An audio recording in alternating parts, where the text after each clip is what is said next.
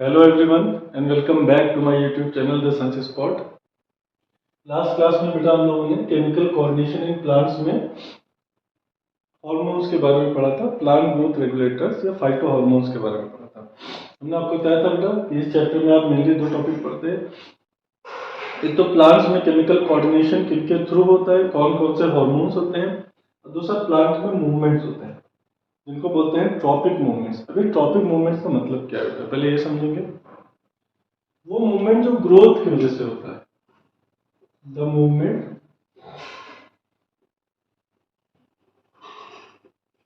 which occurs due to growth in plants are known as tropic movements. Plants में वो movement जो growth की वजह से होते हैं उनको बोलते हैं tropic movement. For example branches जो होती हैं वो सनलाइट की डायरेक्शन में ग्रो करती हैं। जो पेड़ की शाखाएं होती है बेटा, ब्रांच, ये सनलाइट की डायरेक्शन में ग्रो करती है। अब ग्रो करेंगे तो साथ साथ मूव भी करेंगे। मान लीजिए इतना ग्रो किया तो और आगे मूव किया, तो वो मूवमेंट जो ग्रोथ की वजह से हो रहा है उसको बोलते हैं ट्रॉपिक मूवमेंट। अब ट्रॉपिक मूवमेंट आप 5 टाइप के पढ़ते हैं बेटा। पहला जो ट्रॉपिक मूवमेंट होता है उसको बोलते हैं फोटोट्रॉपिज्म या फोटोट्रॉपिक मूवमेंट। फोटो का मतलब क्या होता है बेटा, लाइट। ट्रॉपिज्म मतलब ग्रोथ या मूवमेंट। तो वो मूवमेंट जो लाइट की वजह से हो रहा है उसको बोलते हैं फोटोट्रॉपिज्म। इसको हीलियोट्रॉपिज्म भी कहते हैं। हीलियो जो था बेटा, इसको सन का गॉड माना जाता है। ग्रीक्स कंट्री है, वहां के लोग जो होते हैं वो हीलियोस को गॉड ऑफ सन मानते हैं, सूरज का देवता। तो भाई लाइट किससे मिलती है, सन से मिलती है। सन की वजह से जो मूवमेंट हो रहा है या लाइट की वजह से जो मूवमेंट होता है उसको क्या बोलते हैं, ट्रॉपिक मूवमेंट। इसको आप हीलियम से भी समझ सकते हैं। आपको पता है सन में जो एनर्जी का सोर्स होता है वो हीलियम होता है। तो हीलियोट्रॉपिज्म किससे रिलेटेड है, सन से रिलेटेड है या लाइट से रिलेटेड है। तो वो ग्रोथ या वो मूवमेंट जो लाइट की वजह से होता है उसको बोलते हैं फोटोट्रॉपिज्म। ये आपने ऑक्सीजन में पढ़ा है। पिछला जो टॉपिक था केमिकल कोऑर्डिनेशन में हार्मोन्स में, उसमें आपने ऑक्सीजन में पढ़ा था फोटोट्रॉपिज्म। दूसरा होता है बेटा जियोट्रॉपिज्म।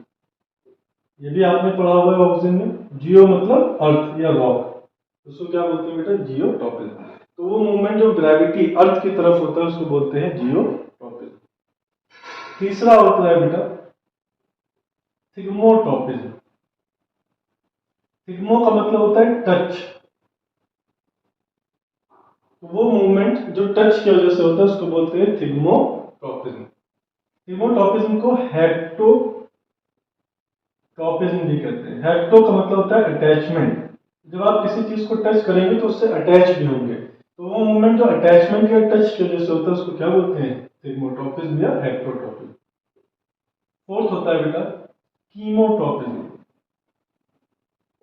कीमो मतलब केमिकल, तो वो मूवमेंट जो केमिकल की मदद से होता है उसको बोलते हैं कीमोट्रॉपिज्म।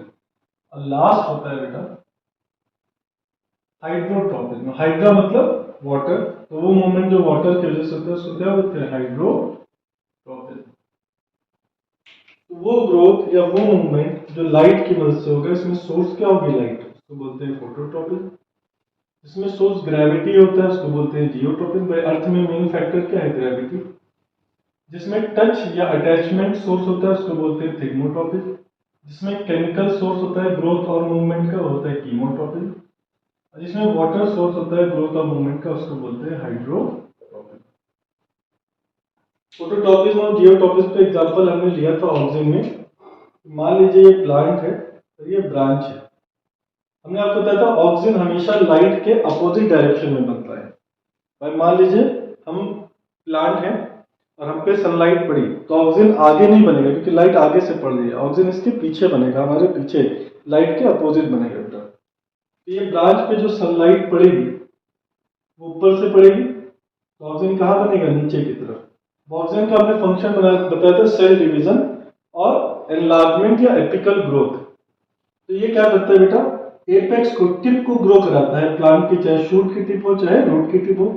होता क्या, ऑक्सीजन जब नीचे की तरफ बनेगा तो नीचे की सेल्स को डिवाइड कराएगा। नीचे की सेल जब डिवाइड करेगी तो नीचे की ग्रोथ ज्यादा होगी, ऊपर भी सेल डिवीजन होगा लेकिन कम होगा। ऑक्सीजन यहाँ पे सेल डिवीजन को बढ़ा दे रहा है। अब इसका सेल डिवीजन ज्यादा है तो ग्रोथ ज्यादा होगा, जिससे कि ब्रांच ऊपर चलती चली जाएगी। तो वो मूवमेंट जो लाइट की डायरेक्शन में हो रहा है ग्रोथ की वजह से, उसको बोलते हैं फोटोट्रॉपिज्म। इसका करा कौन रहा है, ऑक्सीजन करा रहा है। अब जियोट्रॉपिज्म की बात करें तो इसके लिए भी ऑक्सीजन रिस्पॉन्सिबल है। मान लीजिए प्लांट के रूट्स हैं, अब रूट पे सनलाइट ऊपर की तरफ से पड़ेगी तो ऑक्सीजन नीचे की तरफ बनेगा। जब ऑक्सीजन नीचे की तरफ बनेगा तो नीचे की सेल डिवीजन ज्यादा होगी, जिससे ये ब्रांच नीचे की तरफ ग्रो करता चला जाएगा बेटा। ये ब्रांच जमीन में दूर दूर तक फैल जाएगा। मैं आपने देखा होगा प्लांट की रूट दूर दूर तक फैलती हैं, बहुत दूर दूर तक जाती है, क्योंकि ऑक्सीजन उसकी ग्रोथ कराता रहेगा, ये आगे बढ़ता चलाएगा। अगर ऑक्सीजन ऊपर बन रहा होता तो ग्रोथ, तो ये रूट्स आकर के ऐसे कन्वर्ट हो जाती है, मिल जाती है। क्या आपने प्लांट की रूट्स को मिलते हुए देखा है? जो असल रूट्स होती हैं जिनको टैप रूट कहते हैं, वो नहीं मिलती है। फाइब्रस रूट्स पास पास होती हैं, लेकिन जो रियल रूट होती हैं टैप रूट, वो नहीं मिलती है। वो टैप रूट फैली होती है, क्योंकि ऑक्सीजन इसको फैला रहा है, नीचे से ग्रोथ करा करके फैला रहा है। फिर टिग्मोट्रॉपिज्म जो टच की वजह से होता है, इसका बेस्ट एग्जांपल है टच मी नॉट प्लांट।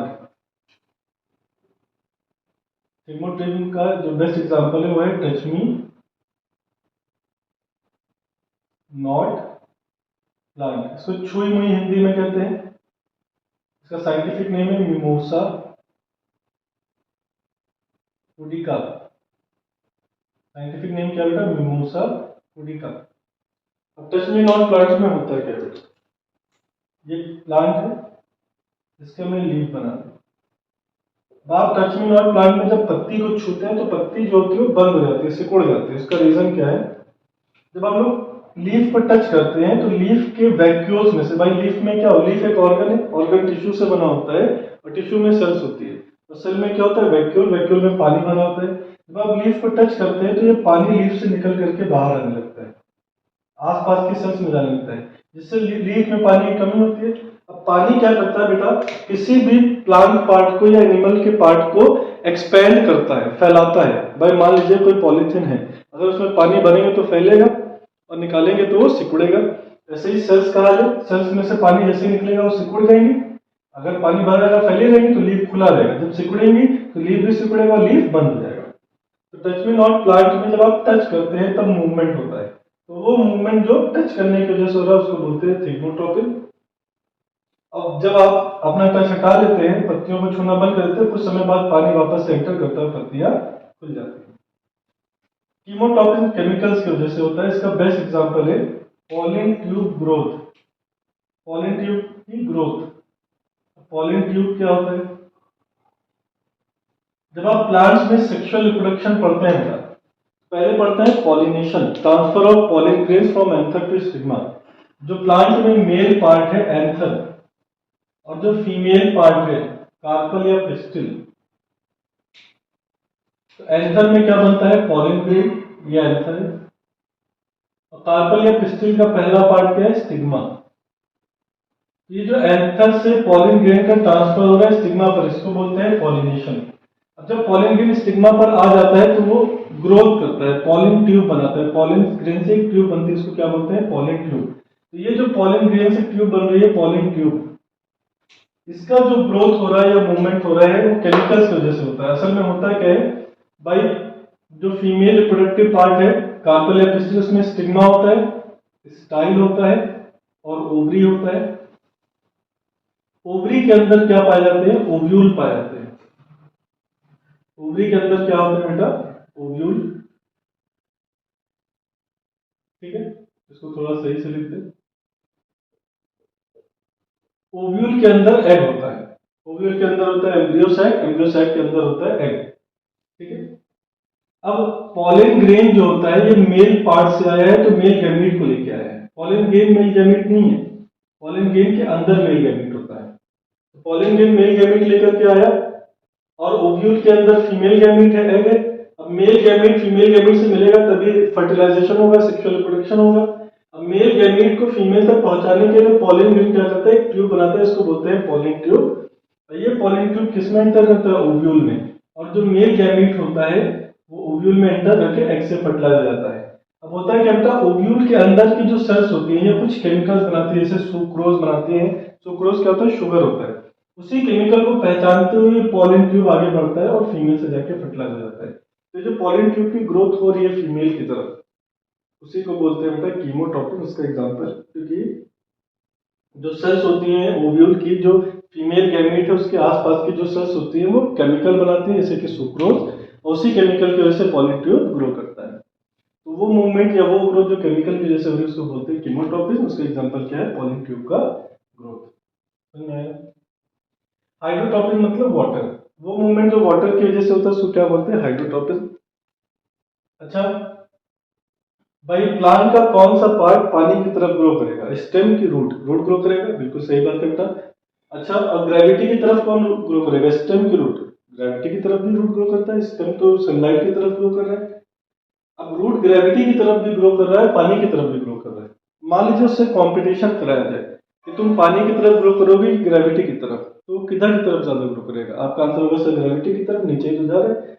नहीं बेटा, ज्यादातर उसका प्रेफरेंस होता है हाइड्रोटॉपिज्म, वाटर की तरफ। भाई जब जल जमीन में जा रहा है तो वो पानी ही की तरफ तो जा रहा है मेनली, भाई जमीन में ही तो पानी मिलेगा। तो जड़ ग्रेविटी की तरफ भी ग्रो कर रहा है, पानी की तरफ भी, लेकिन पानी को ज्यादा प्रेफरेंस देगा। इसके लिए एक एक्सपेरिमेंट, हमने एक कंटेनर लिया,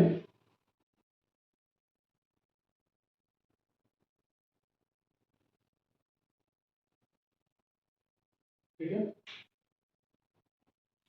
और इसमें हमने सॉइल की एक लेयर बना दी।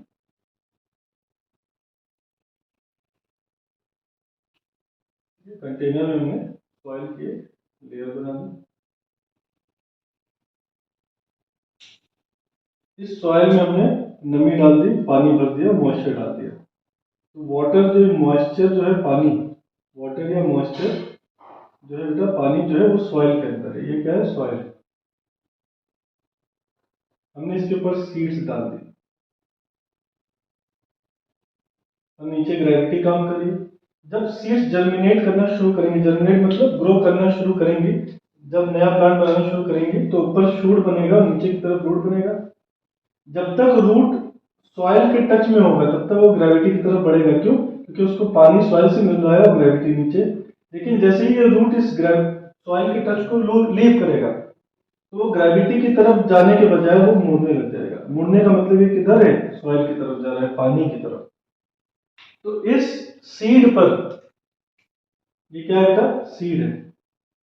इस सीड पर दो चीजें काम कर रही थी, एक तो नीचे की तरफ ग्रेविटी और ये पानी।